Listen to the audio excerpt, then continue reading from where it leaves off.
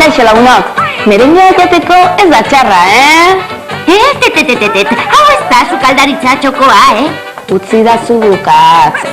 Hemen jateko merengea zari, Karibeko dantzaz baizik. Gaur, merengea dantzatzen ikasiko dugu. Karibea, Dominikar Errepublika da hain zuzen merengearen sehaska. Irlau izan da merenge dantzari honenen lekuko. Askok salsa doinuekin nahazten duten arren, merengeak berezitasun bakarra du. Aldaka edo mokorra, primeran mukitzea. Joni Ventura da zalantzarik gabe merengearen aitzindaria. Hona hemen, merengea! Oinarrizko pausoarekin hasiko gara. Eta orduan, ezkerreko hanka zapalduko dugu eta eskubiko mokorra aterako da. 1, 2, 3, 4.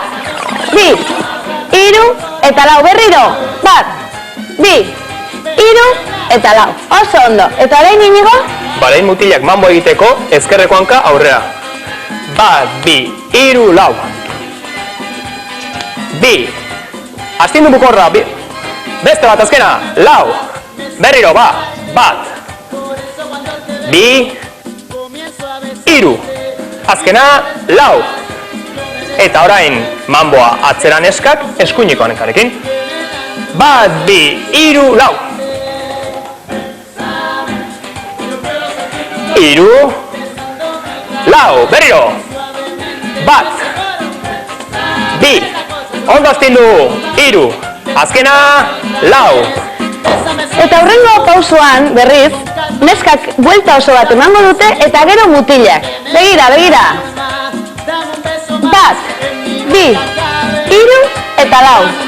1, 2, 3, berriro, 1, 2, 3, eta 4. 1, 2, 3, eta 4. Oso ondo Inigo. Orduan lauak elkartu egingo ditugu. Ados? 1, 2, 3, eta 4. Mamboa! 2, 3, eta 4. Hirugarrengo pausoa.